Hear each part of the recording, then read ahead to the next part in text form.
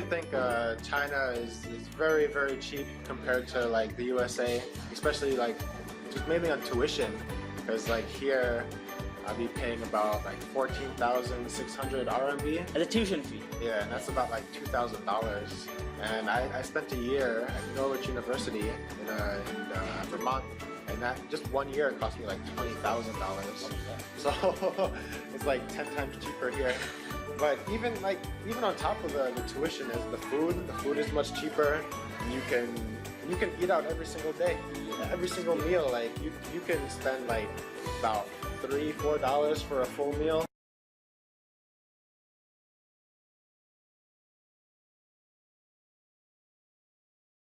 Dear viewers, welcome to our lয়.কম. This is a new channel in YouTube.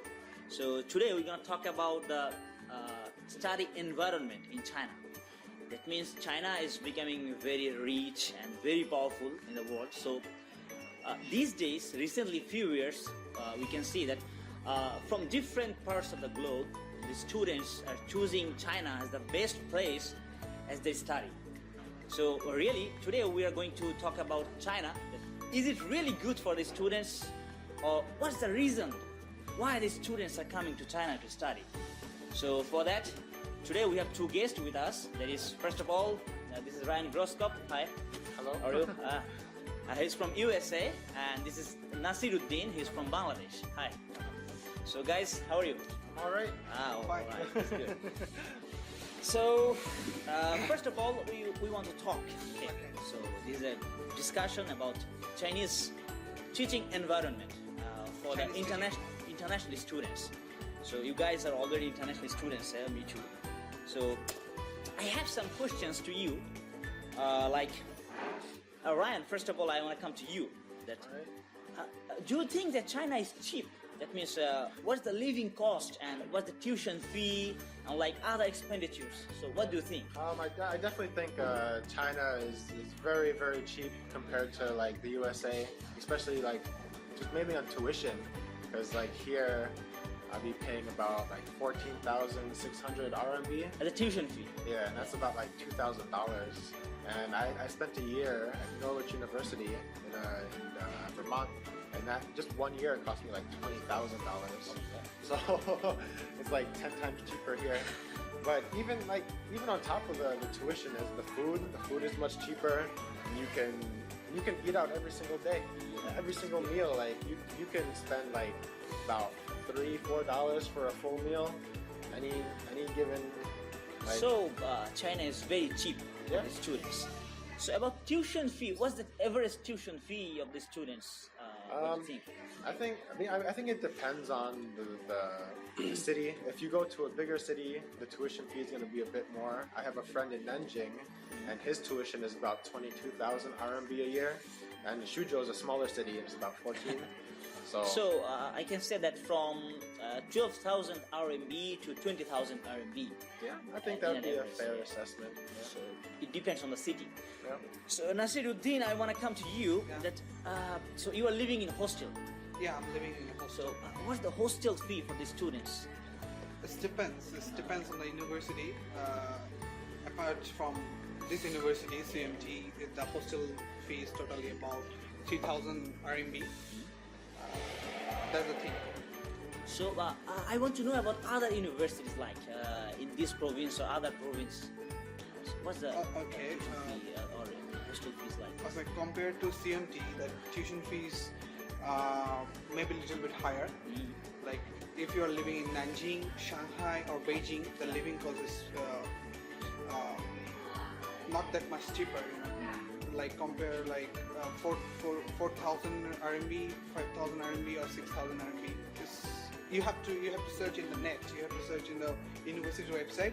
They have full information. You can go through by that. Okay. So dear viewers, we already know that the tuition fee is like from 12,000 to 20,000. It depends on the city. And for the hostel fee, you have to manage 3,000 to 6,000. Just an average. It depends on the city and some universities. Yeah. So that's good. So I have some other questions like Nasir Hossein. Yeah. Are you allowed to do any part-time job in China? No. it is not allowed. That's Chinese government rule. They don't allow foreign students to get a job in China. But it's depend on the university, in university circumstances.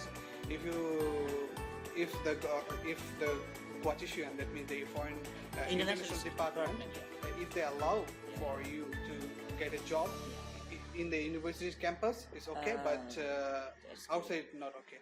So that means, so if someone, that means on campus, provided by the university, if someone do some helping job to the international department, so how much he can get, like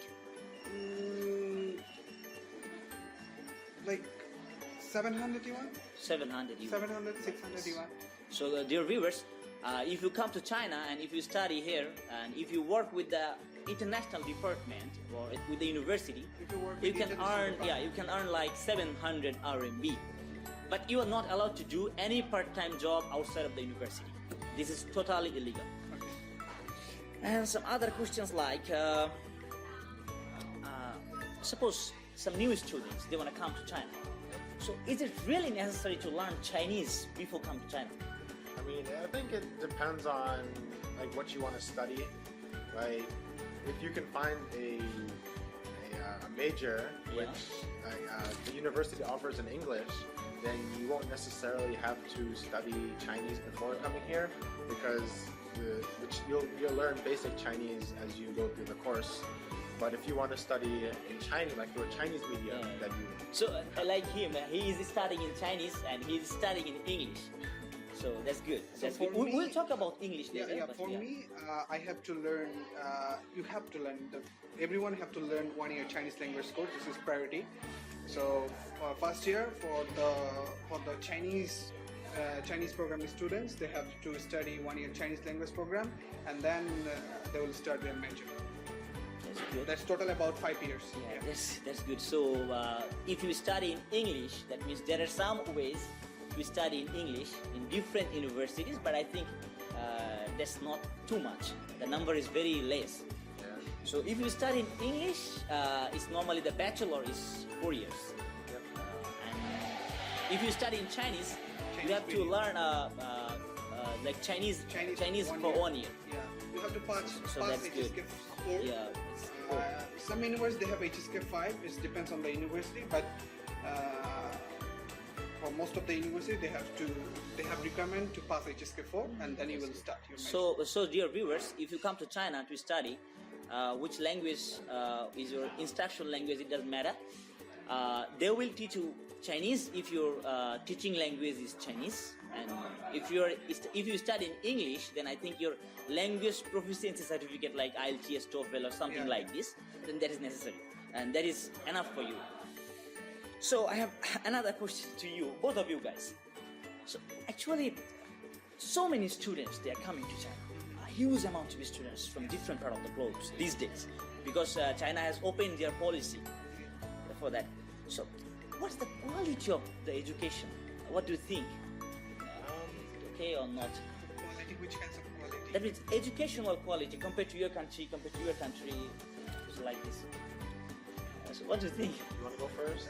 Okay, anyone. I mean, I think it really depends on the university. Yeah. You know, I've heard of stories where, like, they go into a university and the teachers make the curriculum very, very easy, and then they can just pass through it very easy, just get very high grades, and you know they're not really learning much. But then some universities will like. Can you please mention some name of the universities, like which universities are good? I mean, I think CUMT is pretty good. I mean, they keep a high standard, and the stuff that we do is pretty high level. And obviously the top universities like Peking University, Tsinghua University, Shanghai Jiaotong University, these universities, they are quite good enough. So what's your opinion in this case? My case is totally different because I'm studying in Chinese. So you're studying with Chinese guys. Yeah. So we are actually in my department. We have 4 foreigners, including me. And the teaching environment is difficult to study in Chinese medium, but if you try it hard, you can do. That's good. So may I ask some personal question, like what's your score, average score in the in the exams? I don't know. I think I finished my first semester. Like me, I'm not a very top class student or not a low class student. Like just a middle, Moderate. 70 to 80%. Like Yeah. this. So what about you? I mean, I think for the first semester I finished with like a 3.4 GPA. So I mean, some classes I did very good. Some classes I was like borderline pass. So I mean, it depends on the class and how difficult it is and how much you actually study. Because I think in this case you can say something more, like because you were studying in Chinese. So is it really hard to study in Chinese because your instruction language is in Chinese? I think it's very hard. But they have some techniques you can do. Like you have to attend the class That's regularly. Every day you have to attend the class because 30% marks depends on the teacher. The exam actually is not like our country's like criteria, but still it's not difficult because they have some fill in the gaps you can do, something like that. So like you can pass, but it's hard to get a good mark. 70 to 80. If you study 80 in to 90. Chinese. Yeah, if you study in Chinese medium, it's very hard to get above 70 plus mark. But dear viewers, don't worry because we have an English portion. China is now studying English teaching. Like all the instructions will be in English. Like him, Ryan Broskov, he is studying in English. That means that's good, just like normal of your country. also, is there one more thing? Because I think the passing grade for the Chinese medium, Yeah, the passing grade is like 40% marks you have to pass, and it will increase when you get your certificate. It will increase. Like if you get 35% marks, it will get like 60. you will get like 60. But in Because they have one case of us, I Yeah, think yeah. we have some bad luck. Yeah, Because if our pass mark is 60, and if you get 60, then only you are passed. And at the time of graduation, your 60 means 60. Yeah, but No our case is increment. totally different. If you get 45%, it will increase like 60. That's good. That's 60. If you get 60, it will increase like 68. They have one calculation. that is after coming to China, Yeah. so that's not our topic If you now. have any personal question, you can ask me. Yeah. So I have another question. That is, Ryan, is it really cold in China? I mean, yeah. I mean, well, we live in Suzhou, so I Yeah. mean, it's not the coldest of winters, but it can be extreme. Most of the time, it's a moderate winter. You don't get much snow, but if you're gonna be living in a place like Beijing or Yeah. like Harbin, then those places will just get destroyed by snow every single year, and I mean, it depends on where you go, because If you live in Harbin, Oh my Yeah. God. it's like minus 30, minus 35, like this. Yeah. But our place is normal. It's like minus 5, minus 10 at best, like this. Yeah. But that's good. Okay, so now the question is the most important question, I think, because if anyone wants to come to China, then which kind of scholarships China provides to the students? I think this question I will ask you first. Okay. I mean, I can give a rundown of it. I mean, it depends. I think in China they have, I think, 3 different kinds of scholarships. Yeah. There's the government-sponsored scholarships. They have the regional scholarships. Maybe the name of this is CSC, China Scholarship Council. Yeah. And then So dear viewers, you can search the website, China Scholarship Council. Okay. Then the next one. the next one is the school-sponsored scholarships. And I think if you qualify for one type of scholarship, you can't get another one. You are not allowed for another. Yeah. But I think there are some other kind of scholarship, like provincial government. Yeah. Do you know something like this? Different kinds of scholarship in China, powered by Chinese government or powered by provincial, and they have university scholarship also. So I think if you shut down, they have 3 kinds of scholarship. One is government scholarship, government-sponsored scholarship. That means from the central government. Yes, the central. China Scholarship Council. Yeah, China is scholarship. And second one is like The provincial provincial because government. China is a big Just, country. just like in Yeah. Jiangsu province, there is Jiangsu province, Jiangsu like- provincial government. Yeah, Jiangsu provincial scholarship, and they have some university scholarship. Yeah. And they have lots of scholarship you can go through by the Yeah. university's website, and you can go through by they have government scholarship. So dear viewers, these are the three main kinds of scholarship, like China Scholarship Council from the central government of China, and Yes, different www. province of China, they also provide different kinds of scholarship, like provincial government. Just like me, I study in Jiangsu province, I'm studying in Jiangsu provincial government scholarship. And different schools, they also provide some different scholarships. So both of you, I want to ask, what are the documents? That means if anyone wants to apply, what are the documents we need to apply to different scholarships? It depends on the university. If you want to go through by the university, most of the time, including all, okay, you need passport. Yeah. Okay, So passport. your picture, Yeah. and third one is like your mark sheets. That means Your if you want secondary to- and higher secondary, that means your mark sheet and your certificate. certificates, yes. Secondary and higher secondary. Mark sheets. Those will be notarized. Should be notarized. Should be notarized. Notarized. And And, recommendation letter. Recommendation letters. Two recommendation letters. And And- study proposal. That means you want to study in China. That means what you want to study, how do you want to, how are you going to do in the next upcoming future, like this? Yeah. They have another one is like physical examination paper. Physical examination Okay. paper. And I think those And are. to get these scholarships, right? Is it necessary? Oh, they You are have- native speaker, native English Yeah, speaker. They have one like police clearance. Police Now they clearance. need police clearance. Yeah, police clearance. So, but for you, maybe it's not necessary to show any like English proficiency certificate if you study in English. But I think for those guys, those who are studying English, they need a English proficiency certificate. It's better to have some IELTS or TOEFL certificate. Although all of the universities they don't need it, but mostly it's better. If you have it, then it's a good chance to get a good scholarship. So we're just going to finish this program. But before that, so what's the religion? Muslim. Muslim, yeah. So how about you? Christian. Yes, right? yeah. I guess Something I'm like- Catholic, Okay, but- Catholic. Okay. So I want to know about the Chinese food. American Yeah. because this. Yeah. So Chinese food. Okay. So food. because for you there is a portion of halal or haram, something like this. So how do you manage it in China?